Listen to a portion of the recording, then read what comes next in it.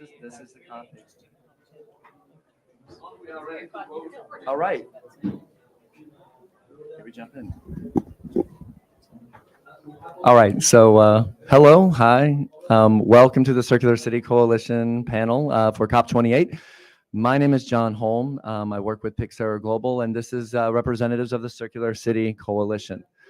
Before jumping in and handing off to these wonderfully esteemed female leaders in the climate space, just want to provide some context of kind of the destination and direction where we want to go in the time and space of which we're living in here in Dubai and all things climate and science related. So I just want to start off by framing this a little bit with a quote that I read that I thought was rather interesting and profound today, that was shared actually by my colleague Deirdre White. And it goes something like this: to show compassion for an individual without showing concern for the structures of society that make her an object of compassion is to be sentimental rather than loving. And I thought about that for a second. And I think many times when we walk around the spaces, you think about the cities you live in, you walk around, you see a homeless person, you see people in distress. And all the times we feel sad for the uncomfortable feeling of, I should do something too, what can I do? And then you look around and everybody in their heart really wants to do something. But the system itself is not designed to help. It's not designed to support. It's designed to collaborate. And that leads on to even some of the language that we use sometimes. So for an expression today, one of our colleagues was speaking today, and one of the colleagues referenced on a chat, she killed it. Think about that for a second. The reference is killing it being a good thing.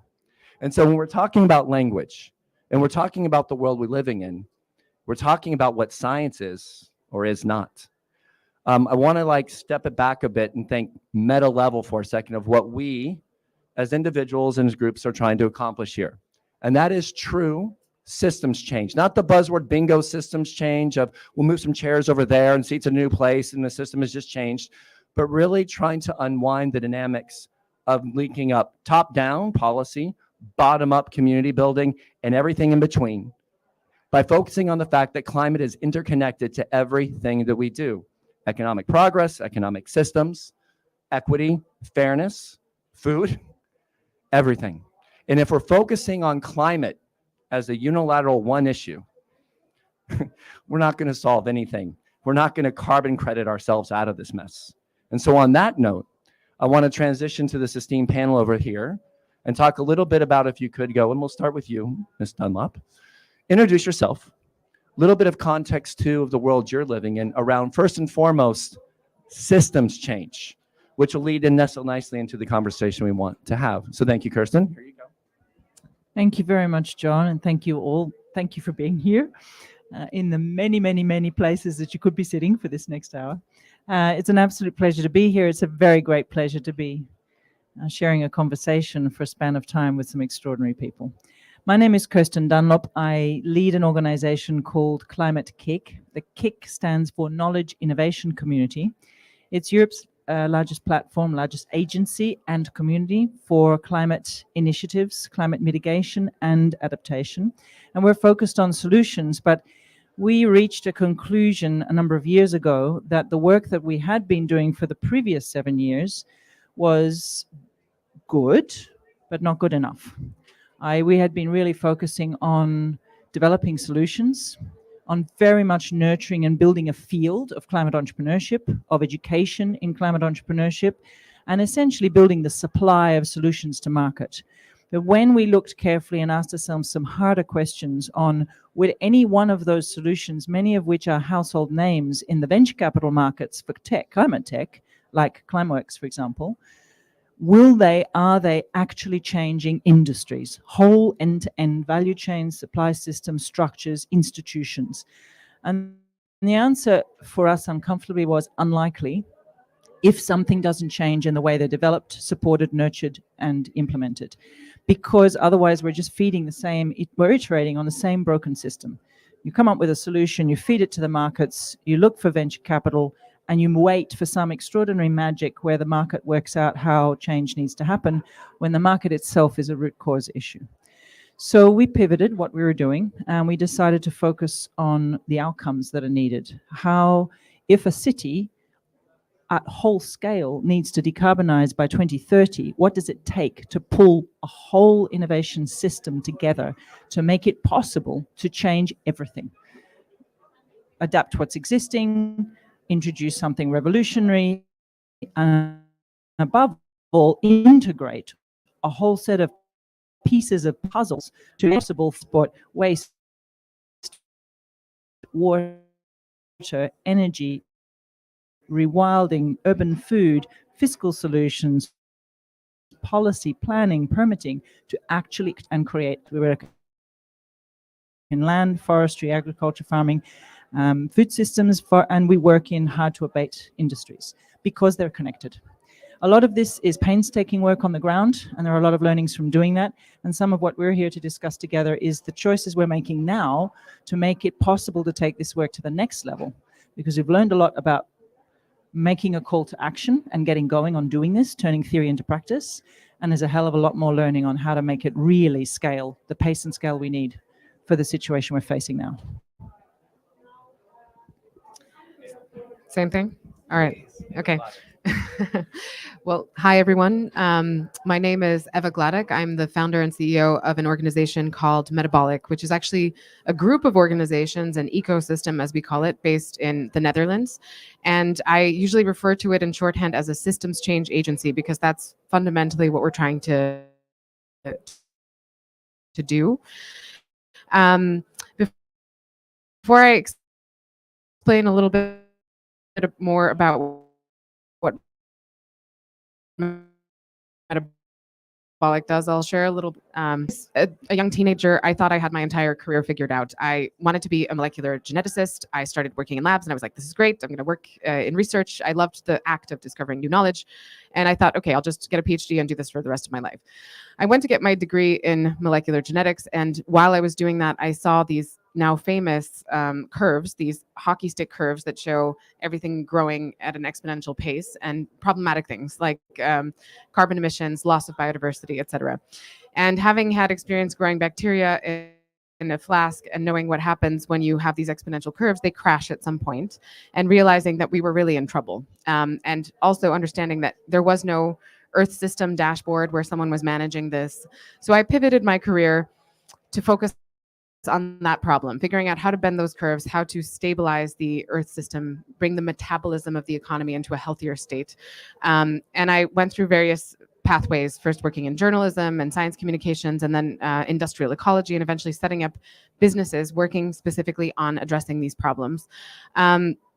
And over those, so my entire life, the kind of red thread has been trying to identify how could I have, as a person and as a collective of people around me, how could we have more systemic impact, get to the root causes to really have a chance of bending those exponential curves in the vanishing amount of time that we have.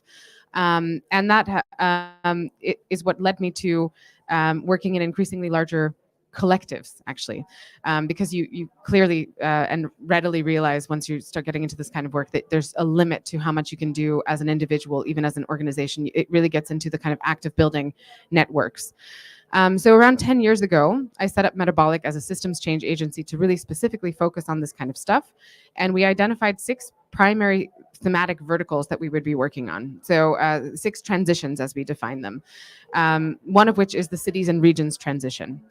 And initially, we started building exemplary communities, kind of demonstrations of what circular and sustainable environments could look like in cities, because we thought, okay, this is a mechanism through which we can demonstrate how a new kind of pattern of urban development could look like. And that translated into us being asked to develop strategies for whole neighborhoods and then cities. And those translated into requests for advising the city on new policies. And then that translated into more international visibility, et cetera. But we would still hit walls in terms of how much the cities themselves could transform. And that is also what led to forming this broader relationship and coalition on the Circular City Coalition to really drive systemic action at scale. Because all of the lessons that we have collected across our organizations, we feel that coming together and working across those scales from indeed the community level, really engaging and building capacity within communities, engaging the business community, the policy networks at the same time in a way that's also communicating and interconnected, can really drive rapid economic transformation from the ground up. So re-envisioning whole value chains, taking people who are currently underemployed, who are marginalized, rejected, and actually making them the kind of centers of the narrative, giving them control over the resources that are coming into these cities currently. The vast majority of all resources globally coming into cities and ending up getting mostly trashed. If you kind of rewire or rewrite that entire narrative and create the capacity for that to reinvent itself, this is a pathway for really driving larger scale systemic urban change. Oh yeah, you already have one. Never mind. Yes, wonderful. Okay, thank you. I'm Jane Engel. Hi, everyone. And I am part-time, I'm an adjunct professor of urban and regional planning and of public policy, and also part of a trans-systemic legal systems faculty, which is the trans-systemic is about common law, civil law, and indigenous law, which I'll come to in a moment, in which we are trying to reestablish relationships of what it means to law together. So using law as a verb, using regulation as a verb, et cetera, so that we're continuing to learn, so that we're continuing to grow in these ways. So I'm also, my day job is I'm with Dark Matter Labs. I'm a mission co-holder, and Dark Matter Labs is also an ecosystem of 5 nonprofits. I'm based in Montreal, Canada. We have 3 which are based in Europe, and we have also an organization based in South Korea. And we're based in about 15 countries around the world and working in about 40. So dark matter, how we use that term, is very much a metaphor for what is primarily invisible in society and yet affects most everything. So we are fundamentally working on systems change that questions assumptions about how societies work, about how we understand our relationships with sovereignty as we know it, with the role of corporations, with property and the future of property and ownership, and getting into the rules, the regulations, the financial systems, the accounting systems that govern these and that affect so much of what it means to live in a circular city, for example. And before I worked in dark matter, I worked in philanthropy. And having worked in philanthropy, I had a very diverse portfolio in which I was supporting a range of work, including some edge innovation work. And that's how I first started working with Dark Matter Labs and getting to know some of the organizations here. And one of the things that we started to learn, and it relates to circularity, but a little bit of a different definition of circularity, which we can come to later in the discussion. But what we started to do was work a lot with Indigenous nations and Indigenous communities in Canada. And this was during the process of the Truth and Reconciliation Commission, which happened in Canada, which culminated in 2015. And that had a very significant effect on us and on me specifically, and learned a whole lot about Indigenous legal systems, governance systems, accounting systems. So yes, also, of course, importantly, about past tragedies and what the taking of land and displacement and dispossession meant, and also began to understand what was possible into the future about learning from different kinds of knowledge systems and legal systems and wisdom systems. And so what we did is, as we started to bring those into the work of circular cities and so on, we wrote a book that came out last year called Sacred Civics, Building 7th-Generation Cities. And that relates very much to the work of circular cities because it's about thinking long-term, having long-term, very high aspirations for how we can transform our cities, and also bringing it into the here and now of what does that mean in terms of action right now, and how do we transform systems now toward very different transformative futures. So that's where we are now. And over to you, Hunter. Thank you, Jane. Hunter. Hunter Lovins, where to start?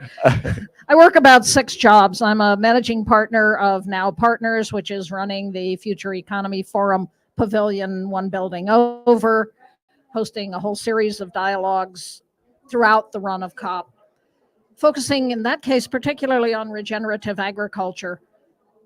No kidding, folks, we're in a crisis, in case you hadn't noticed. And we also know how to solve it at a profit. Stop emissions. Sorry, Al-Jabbar, you're fucking wrong. We do have the science, we do know how to do it, and we do know that it has to happen, like by the end of this decade. And the other half is regenerative agriculture, taking the excess carbon out of the air, putting it back in the soil. Cities have a critical role to play in all of this. Most of us, well, most of you live in cities. I live on a ranch. Most of humanity lives in cities, and more of humanity will live in cities. Perhaps less so if we can reform agriculture such that people don't have to leave the rural areas. But at the moment, that's the way the trend is going. And cities have to be part of this solution. Another note to self, this COP will achieve nothing. This is the pin from COP3. We're at 28. None of them, with the possible exception of Christiana in Paris, none of them have achieved anything real. And now we're arguing over where to put the brackets and the commas. And there will be grand pronouncements, but what will happen, if anything, will happen in rooms like this, not up front. And particularly after the announcement yesterday. Y'all see the Guardian piece with the interview, Al-Jabbar mansplaining to Mary Robinson? Go look it up. You don't do that. Mary's as close as we come as a species to a living saint. That was just wrong. And so I'm in conversations now with a lot of people of we should just leave, just mic drop and walk out. But we won't, because we're here to have conversations like this, because they won't figure it out. That means we have to. So what we're talking about here in the context of cities is it'll make the difference. John and I were having this conversation outside a bit earlier. George Carlin said it, save the earth will be fine. It's us who's in trouble. So this is a discussion about, is humanity going to get to hang around? And you mentioned the curves. We're up against it. We're out of time. So what has to happen fast. There's plenty of money. The fossil industry is subsidized to the tune of $7.2 trillion a year. The industrial agriculture sector is subsidized to the tune of $1 million a minute. There's plenty of money. Question is, how are we going to get that money redirected into real solutions and away from complete wastes? Beautiful. Thank you, Hunter. I think a couple of things and a couple of notes of what we're trying to accomplish is one, and I think you bring up a really good point. We can solve this, right? I think it's a systems question. And so a couple of notes just to start the framing, just to frame where we are so we can move forward, because that's important. One, richest 1% is responsible for more carbon emissions than the lower 66%, right? The power dynamics are changed. They're different now than they've ever have been. 20 companies produce 1/3 of global CO2 emissions. Again, we can't carbon credit this to death. So what are the solutions to this? How do we actually work with cities and governments for them to provide the shield for the people that we need on the streets to transition in a harmonious way? Tipping points are tipped. We know this language, but the problem is that we're all talking about the anger towards it, not the action towards it. And so this is how the Circular City Coalition was formed. We are with a group, Pixera Global, by the way. We're a systems change organization aligning public, private, social sectors together to solve solvable problems by putting the right people at the right place at the right time. We're in service of, stewards of, finding the people to put this together. And the one thing that we see in the world, in the space in the world, is that cities themselves are ecosystems of change, of hubs, of innovation, and of ways to quickly light fires for positivity. So when we look at the Circular City Coalition, including these members here you heard, but there's also Enel Energy, the largest renewable energy company in the world. They're a partner of ours. a group called First Mile, and I'd be rip not mentioning Reaply, a large tech platform. This is a big we group with a common mission to both decarbonize and bring equity in cities around the world at lightning speed by bringing every actor along with us who wants to participate. And on that note, when we're looking at cities, we want to be an implementing group. We are an implementation group. So when you see these folks on the ground, we're ready to go. For context, if you want to learn more of the Circular City Coalition before jumping into the questions, what will bring nuance to it, you can go to circularcitycoalition.com, really light a fire for seeing where we are, and also look at the letter of supports we have. So on that note, though, let's talk about the what and why this is kind of unique in the space. So Kirsten, I'm going to start with you. With Climate Kick and your learnings that you've had, something along the lines of there's a lot of discussions where we see C40 and we see Equitable, and we see a lot of circularity in circular cities. What is missing in the space in Europe, which is kind of like a leader when we look about policy and community engagement? What are some learnings and what are you seeing in the space to really bring value of what we're trying to do collectively in the space? So let me start by giving a little bit of context of what is actually happening in Europe. We're an organization similar to many others work broadly. We work in Europe, we work in 60 countries all up. And often what we're balancing is the relationship between what we're able to do in Europe and what we're able to do outside. In Europe at the moment, there is an initiative, there are a couple of initiatives that are closely related, but one that's extremely relevant to this, which is where a lot of the learnings are coming from. And that's a commitment by the European Commission as part of its Green Deal program to decarbonize the whole of Europe by 2030, to ignite some of this kind of catalyzing effort to get further, faster, so that others can copy and follow, and to accelerate the pace of learning. The Commission has borrowed from Kennedy's moonshot and created a set of missions that are framed up in those terms as about seeking to achieve something that currently is not understood to be possible. And one of those is about cities. It's 112 cities, 100 in Europe and 12 on the fringes of Europe. It's 12% of Europe's population, committing to decarbonize in full by 2030. So that's 7 years. And we're not talking easy jobs. This is Madrid, Paris, Amsterdam, Rome. These are cities that have huge complexity when it comes to actually really achieving that and turning that idea into practical reality. Now, ICLE is one of the city networks, Eurocities, that are part of a consortium that has been formed and has been mandated by the Commission to work together and make this happen. Metabolic is one of the organizations, Dark Matter is another. It's one of the reasons why we've formed an action collaborative to see how would you leverage the hell out of this and have it go further. Now, there's a very unique formula here, which is forming a precedent, and that's actually one of the most important things. The cities have been invited to apply.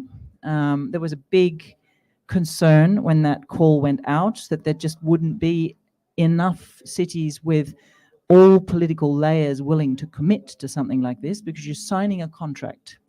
And in fact, nearly 377 cities applied to this call. So that was already a big learning. There was more demand than was realized from cities, because often the assumption is that you somehow, from a high-level governance, that cities need to be made to be accountable. Whereas one of the number one learning is cities feel that accountability intensely already, because the citizens that live in those cities, the minute anything goes wrong, the temperature hits above 50, floods are happening, storms hit, look at their local council and say, why didn't you think about this? Why aren't you fixing this? There's a huge sense of accountability. The second thing is the cities that were accepted in this program, which was very much driven actually by the extent to which they were convincing about their own political will, but also the extent to which the Commission had funds to support a cohort. They go through a process of drawing up a climate city plan, an action plan, which is based on their own baselines of emissions, understanding what would it actually take to decarbonize in 7 years. They have to come up with an economic case, which helps anyone interested in or mobilizing the finance start to understand costs and benefits. And a lot of those economic cases, very much to Hunter's point, are really good. We're talking about 30% return on investment. This is not a market of austerity. This is a market of huge development, sustainable growth and development. They have to come up with a governance innovation plan, because this is entirely dependent upon effective multi-level governance. from local communities, streets and neighborhoods, to local councils, to the city government, to regional and national government, and a pan-European connection. And that's one of the most complex things to achieve. And they need to come up with effective communications and activation plans, citizen assemblies, ways of drawing in communities, which very much comes to what we're trying to do here, because none of this is possible if you aren't capturing hearts and minds so powerfully that you can carry through a program of 7 to 10 years of transformation when the world is going, if I may use your expression, Hannah, the world is going to shit around you.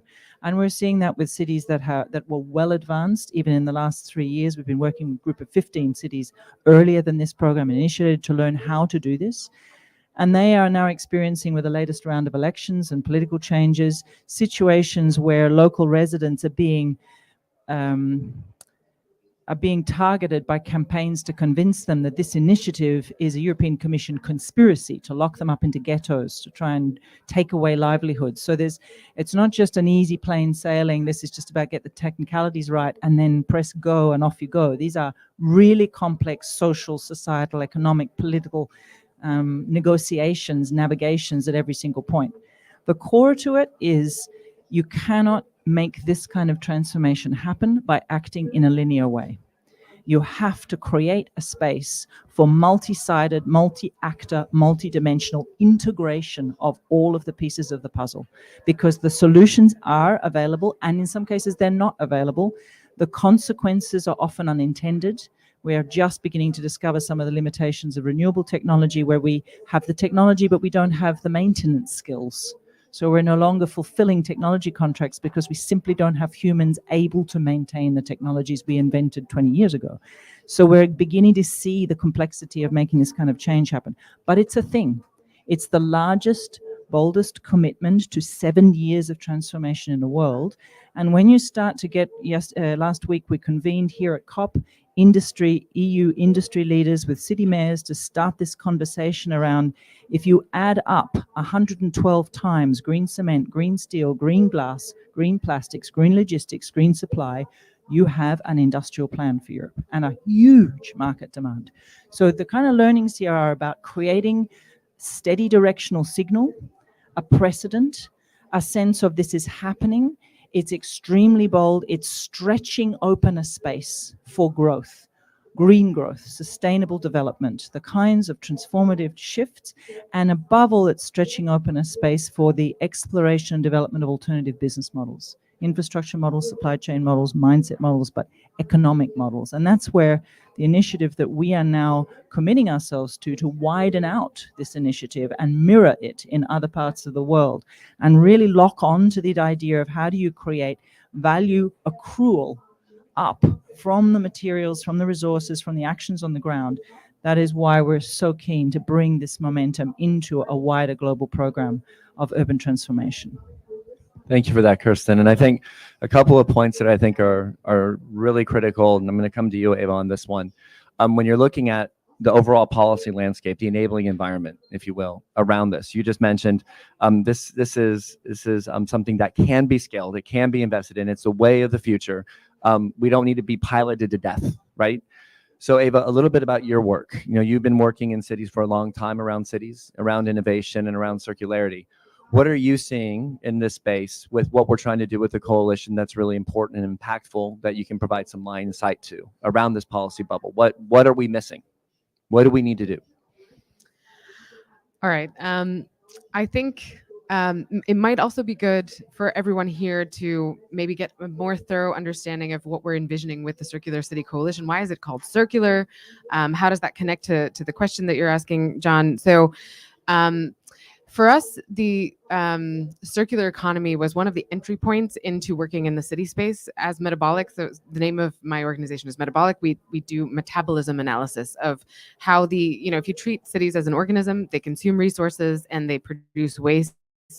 And it's the economy itself does that. So you can kind of mirror it with an organism, but so do cities. And noticing that you have very unhealthy metabolisms. All of these really valuable resources that are coming from around the world, the vast majority of what we harvest globally is ending up in just 3% of the global surface area that is covered by cities, so becoming this really ultra concentrated mine of materials. Now, of course, those materials themselves have huge amounts of embodied carbon, which if you look at the decarbonization goals that we have, there's no way that we can achieve our climate objectives if we do not also rapidly advance the circular economy. And at the same time, we have we have huge social issues that are emerging. Inequality is driving huge amounts of strife, social unrest. We are seeing the hardening of both the left and the right. People are panicked. We are losing, there's a breakdown of communication that's going on globally. So the way that we conceived of the work of the Circular City Coalition is to identify, so to speak, let's say, portfolios of work that need to take place in cities across three main dimensions. So decarbonization, closing the loop on materials, circularity, and equity. So really creating an equitable distribution of value of resources, et cetera. So if you come into a city, you can understand its current state. You can map out, okay, what is it consuming? What is it producing? What are the wastes and impacts that it's generating? How does that connect to the hinterlands? And also what's happening inside that city? And really identify areas where you can activate communities. So really try to figure out how to rebuild those value chains from the ground up, but then connect it to the work that Kirsten was describing. So really looking at, okay, what are the policy layers that need to be in line to make that possible? What are the collaborations with existing infrastructure, with businesses that can really accelerate that, lift it up? So there's a certain formula to this. The Circular City Coalition is a platform to do that kind of analysis, the engagement, drive the commitment across the different levels of society, and make sure that the enabling conditions, that those environments that are needed to, so if you spread seeds on the ground and the ground is cement, obviously they're not going to grow. If you throw capital into a city and hope that it's going to lead to decarbonization, that's not going to happen unless you're really aligning all those pieces. So the platform of the Circular City Coalition is intended to create that enabling environment and to align all of those pieces along the lines to really drive that forward. And we're learning actively with this entire amazing community how to do that, and then how to actually take those lessons and transmit them further. So I don't know if that responds to your question, John, but I felt like it was important to give a bit of that context of like what we're trying to. That was absolutely great, absolutely necessary. And I think, thank you for that. And I think I want to come to a little about some of the knowledge sharing, because we talk a little bit about what's unique about this model is, one, looking at this transition as a human one and learning on the behaviors or the nurturing of what we need as humanity to move forward of what already exists. And a lot of those times, I know we've had a lot of conversations, a lot of solutions, and especially at Pixar Global with frontline communities, we view that the solutions to solve this problem are already existing in frontline communities already. It's embedded in culture for generations. How do we unlock that for the ones polluting the environment generally? How do we take those models, incentivize them, and scale them? And so, Jane, coming to you a little bit in your work, what are you seeing on some of the indigenous learnings, some of the frontline behavior learnings that you see that can provide some context to what we're trying to do with this coalition, looking at more from a bottom-up solution to where we're going? Yeah, thanks so much for the question, John. So a few things, and to tie that very much to what we're trying to do here. So one thing is actually redefining what we mean by circularity. So, or expanding it actually, because circular economy is fantastic. Like that is so much in line with so much of the work that we're doing with Indigenous communities, and principles such as don't take more than you can use, always give back, you know, these kinds of things. And circular economy is incredibly useful in terms of it sets up a system for measurable formats, for metrics for circular economy and so on. And circularity also needs to mean more than that, and very much does with the Indigenous partners we're working with. So circularity also very much means holism. It means actually understanding that everything is interdependent. Actually, it's quite consistent with regenerative development and design. Holism. So as in holistic, as in, for example, seeing human beings as consisting not only of a physical life, but intellectual, emotional, spiritual. So recognizing that in all of us and across our systems, right? So holism is one part of it. Also seeing intergenerationally. So very much building for the long term. So we have an initiative co-led with Indigenous partners called 7 Generation Cities. And in 7 Gen Cities, we are looking at what are the ambitions for long-term futures, for hundreds of years into the future. How do we become good ancestors, and what does that mean now?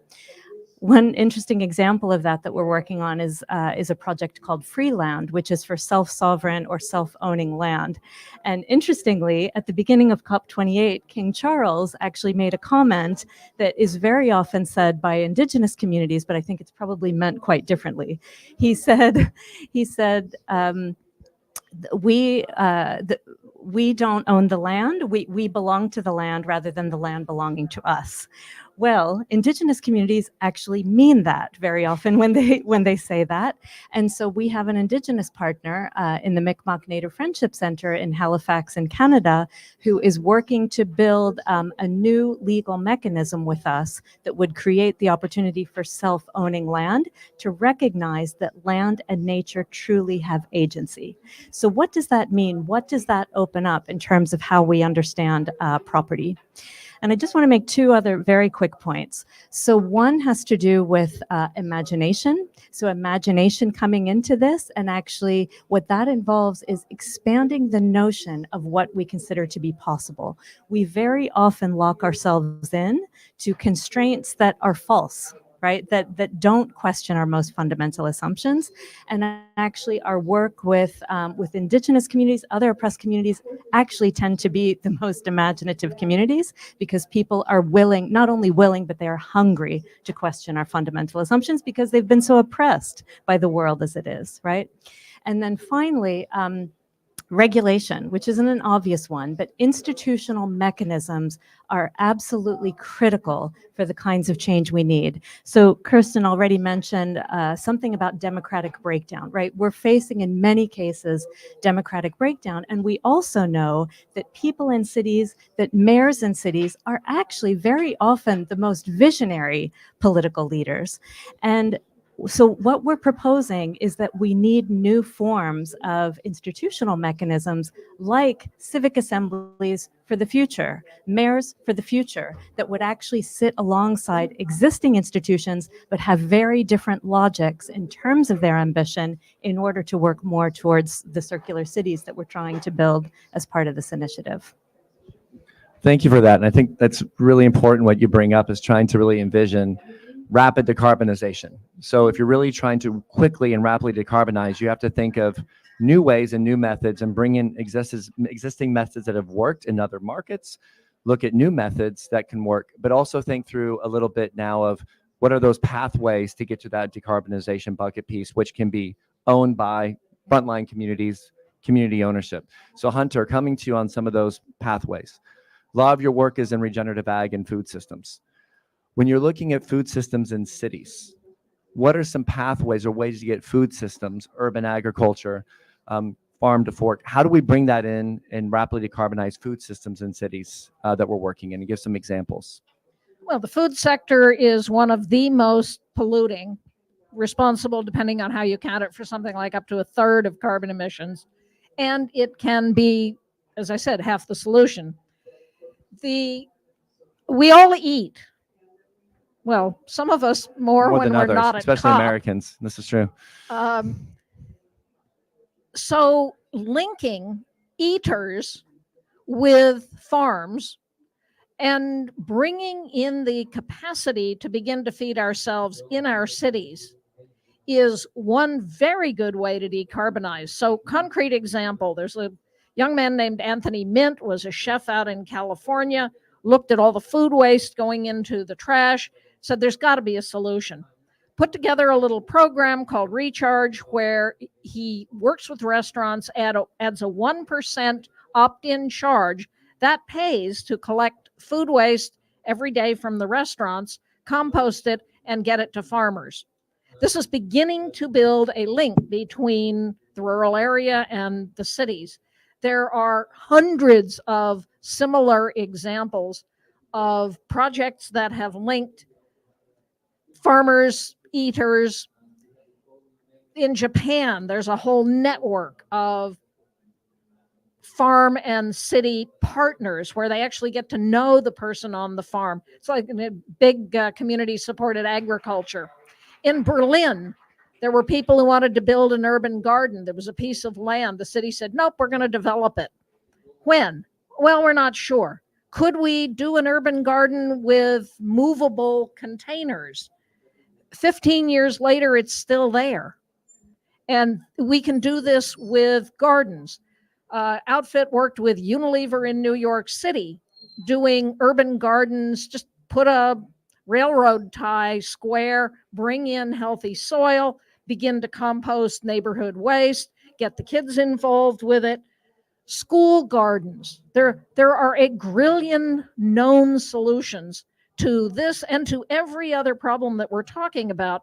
So I'm working with a man named Michael Schumann, who's building what he calls the Locopedia, which is an internet collection of all known solutions in community economic development, in decarbonization, in renewable energy, in regenerative agriculture. This is going to be on the web for free, globally available. Who do you trust? If you want to buy a car, who do you trust?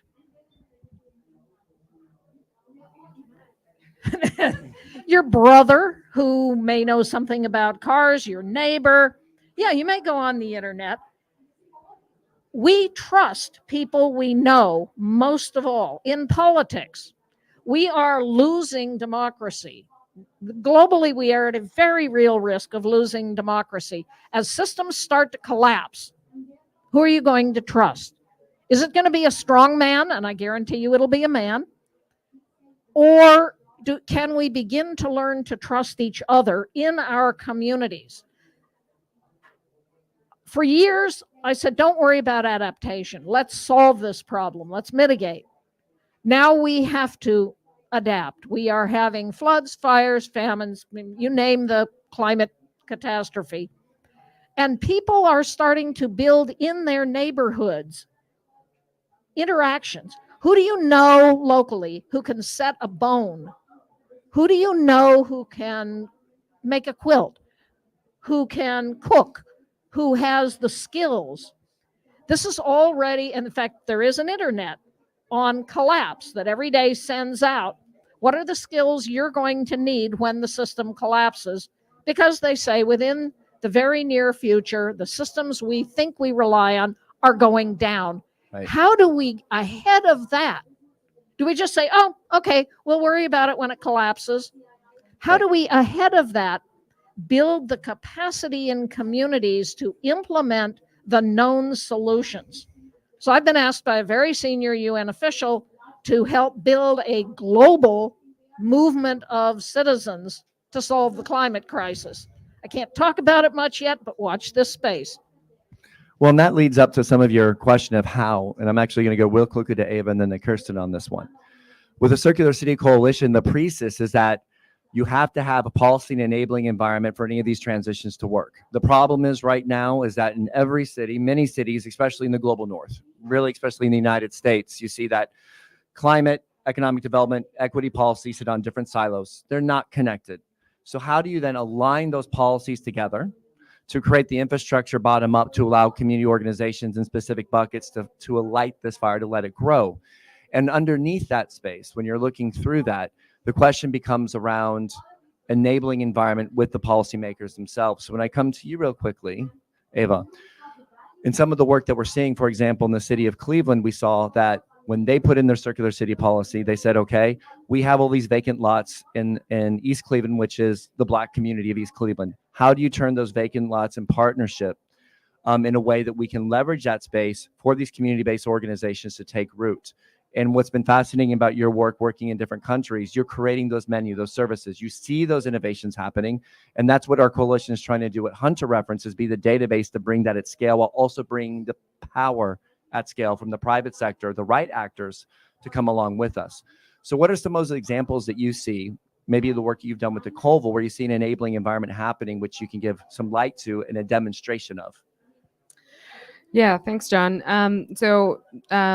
John is referencing some of the work that we did in the Netherlands, which for me has been a really great kind of learning experience and figuring out how to scale what's happened there. So to the north of the city center, there's a whole area of that used to be really heavy industry. A lot of soil got polluted.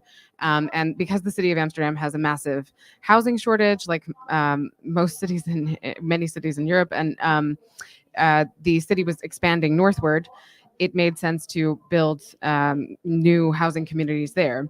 But after the 2007-8 crash, the land that had been cleared of industry was left vacant, and we were able to step in to build a circular economy living lab. We got access to the land for free to develop that site for a period of 10 years.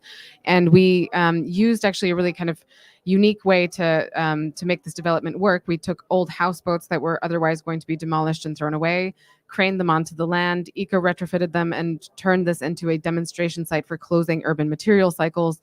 And I think one of the most important things was really building that local community, engaging the creative sector, bringing in new businesses. So actually, we really physically built a new economy on that site, which then became the blueprint for a much larger neighborhood in that area, which then had these feedback loops into transforming policy, et cetera. So for me, this has been an example that we've then started to replicate in other parts of the world. So we worked with the city of Charlotte. They built something called the Innovation Barn, which is now this like testing hub for circular innovation, and has led to the establishment of dozens of new businesses focusing on closing material loops in the city. And that has inspired cities across the United States, which we've then done in work with Cleveland and other, well, we've done tons of work with Pixera on bringing circular innovation to other parts of the United States.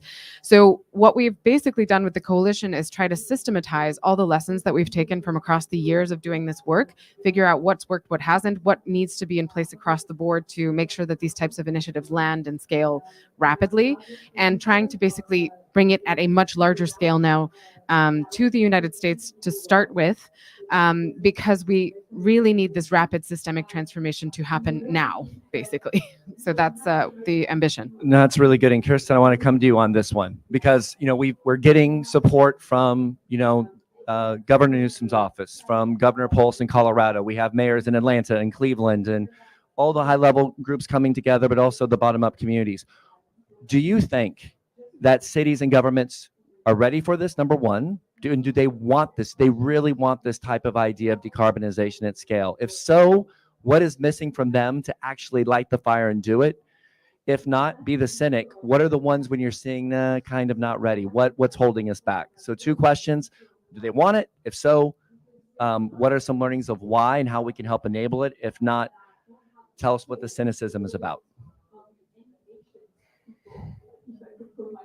I know that's a tough one. That's a tough one. But let me start with the experience of being human in 2023, in a context of polycrisis, fear, uncertainty, panic, and the very real possibility that whatever you try with courage and humility and vulnerability will cause all sorts of other challenges. So I think, do governors and cities want to solve for a growing sense of urgency and the need to change? Yes. I don't see that. I have yet to encounter someone who I look at in the eyes and I genuinely see somebody who simply doesn't think there's a problem. Does that make them comfortable with leading this order of change? No. And that is really where creating much, much deeper, more effective, more reinforcing mechanisms of collaboration and partnership come in, because it is impossible to lead this work alone for anybody. It's impossible to be in public office and be able to set a course like this and be isolated and lonely in trying to do that. It's impossible to be a business trying to work in a context where you have confusing mixed signals constantly and be able to pursue a course of action. And it's very, very difficult for people trying to join the dots to be able to do this work. So I think The yes and to this is yes, people want to do it. The barriers are inertia. The barriers are we have taught ourselves to see complexity and to try and move away from it by breaking stuff down into small, tiny compartment parts and working on them mechanistically. And that is catastrophic for what we need to do now. We have to unlearn pretty much everything we've taught ourselves about how to lead change, how to act in change, and how to finance transformation, and learn a different set of practices while we are literally trying to keep ourselves in a stable enough environment to even do that. So that's not an easy ask. I think there are some really strong learnings from the efforts that are coalescing so far. Some of them have to do with understanding what some of the core, really structural issues will be. The power of precedent, the power of building confidence by demonstrating. You've heard many of us talk about this notion of show that something is possible and people will come. So the power of trying to get leaders or front runners to be willing to act earlier is the power of then creating followership. And even if it's not even that they need to have finished the job and be able to, so here is a decarbonized city, it's enough that there is a mobilization in that direction of multiple cities and mayors and councils working together, that others begin to get the confidence to lean in, that want to learn, that don't want to be left out. Sometimes it's as simple as a FOMO principle. That looks interesting. That looks a hell of a lot more positive than sitting here and waiting. So can I learn? That's an enormous effort. There's a huge question here at stake about skills and mindsets, and creating safe spaces for people to do this together. The cohort learning effect is actually a safety mechanism. It's psychological safety. Do this together. There's an enormous power of working on the principle of accelerating a recognition that if you're facing uncertainty, trying to model the whole thing out and coming up with a perfect plan to press a button and a whole lot of silver bullets is a disaster, because it's terrifying. You know it's not working. So shifting the paradigm to the fact that trying, innovating, experimenting, connecting, the kinds of communities that Eva is talking about, and the kinds of intersectional relationships, learning is a thing that humans do well. They enjoy. It gives energy. It has power laws in terms of how we unleash energy. So turning innovation mechanisms, this kind of large-scale urban transformation, into mechanisms of trying and learning fast, learning by doing, actually unleashes the kind of positive energy and, if you like, immune system that is powerful enough to resist a lot of the fear and the uncertainty. And the last element is finance. These transformations require massive amounts of finance coming together in very different ways around different economic models, different underpinning economic assumptions, whether it's changing the underlying notions of property, of trust, of ownership, of stewardship, of materiality, and of value. They need a steady signal that this is happening, so that that kind of problem solving for how can actually take place. So one of the things that I wish to speak to, just in closing some of what we've been talking about here, is one of the things that this group of organizations here doing is to build on the precedent, create demonstrations, and to work on our own capacity to create new spaces for action based on collaborative dynamics. So we're all involved in launching something called the Systemic Climate Action Collaborative, which is an initiative to enlarge a space of action into systemic initiatives. And that's, in its most concrete terms, we're raising a fund of $1 billion for long-term, patient, flexible funding, 10-year unrestricted funding, to really feed in this kind of space making, to support cities that are doing this work by helping them do the storytelling, the narratives, the dialogue spaces, convene decision makers who are holding different budget lines to have a conversation together, create a space for accelerated learning, and actually put oxygen into that, so that that kind of positive reinforcing energy begins to power others up. And in a context of chaos and fear, create this kind of energetic space where I want to be part of that. That looks like those people are doing something positive. That's fantastic. I mean, I think one thing to take away from that, and I'm going to go to you quickly a second, and Jane, is that it's all about systems and dynamics of systems change. So already you've heard 3 different coalitions here of others coming together to look at solving these problems. What we love about the Systemic Climate Action Collaborative is sitting above it, to a degree, is the tethering of a lot of these great initiatives and taking action on them at scale with finance. And I think one thing I want to come back to you now, Jane, was something, I asked you kind of top down from a policy perspective, a government's perspective. of is it open? Is this learning available? Do people want to take action? Jane, I want to come to you on the other side. And I know when we look at, you and I've had a lot of conversations about this of representation. And I know my space as a white male. I know talking about communities, it's something that I can sympathize but not empathize with. But when we talk about the space of indigenous and frontline communities, is there an appetite to collaborate? A lot of our work working with tribal nations, it's taking long to build trust. It's taking a long time when we come in with our system of saying how it can benefit them when we systemically erased them from our system and took their time, it took their space, took their money, took their power, and now we're saying, come work with us. Do you see this trust building happening in your space this way? Yes, and we're just going to go over 1 second because this is an important question, then we'll summarize. Thank you for that question, John. So important. And it really, I'd like to build on some of what Kirsten just mentioned. So the simple answer is yes, it is happening. And yes, it is difficult because it requires long-term commitments to relationship building in a very different way. And it means doing that in ways that we're not used to doing it, particularly in colonial contexts. So it means, for example, entering into spaces of learning and financing in the way that Kirsten was talking about, but being open to questioning how we think about financing. So we're working on civic infrastructure financing for long-term futures that consider very fundamentally different value kinds of mechanisms, for example. So how we understand value, how we understand markets as they are.